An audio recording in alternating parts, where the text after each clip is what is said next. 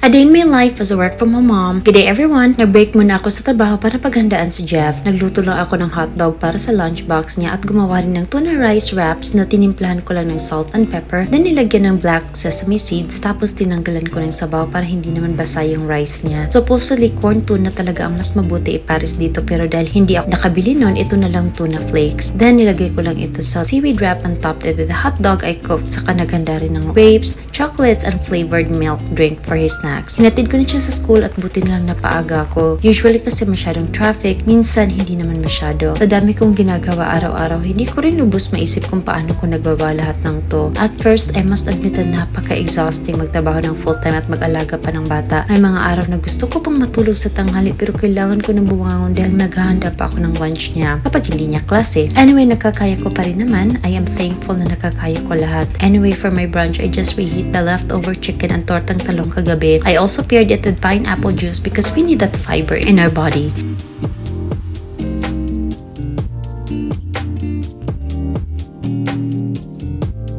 Maya-maya ay sinundo na namin ni Cookie si Jeff at sumisingit si Cookie na tumabi sa kuya niya. Klingi yan.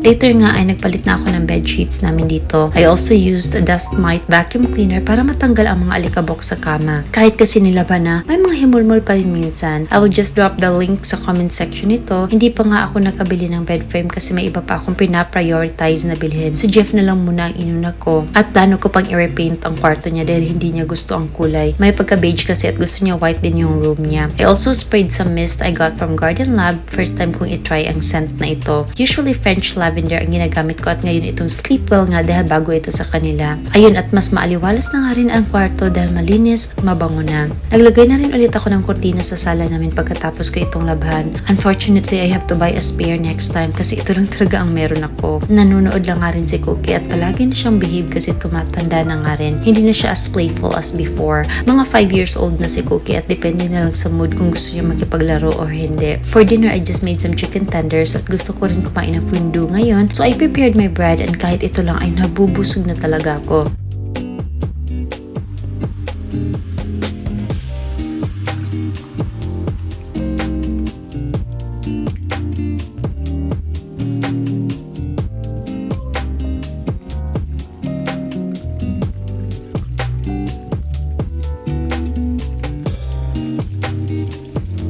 I just sliced the bread into bite size and for the fondue, itong President na brand ang ginamit ko. Bigay ito sa akin ng friend ni Alex na kakagaling pa nga rin sa France. And I must say na napakasarap talaga ng fondue. Staple meal rin talaga yun sa Switzerland and also France, so I just added a little bit of garlic and pepper. Kinakain nila ito while in a low heat, usually kapag winter time para mainitan sila. And when I first tried it, all I just think of is when I could try it again. It's just so good and top tier for me. We had a great dinner together with Jeff and that's all for today. Thank you so much for watching. Bye!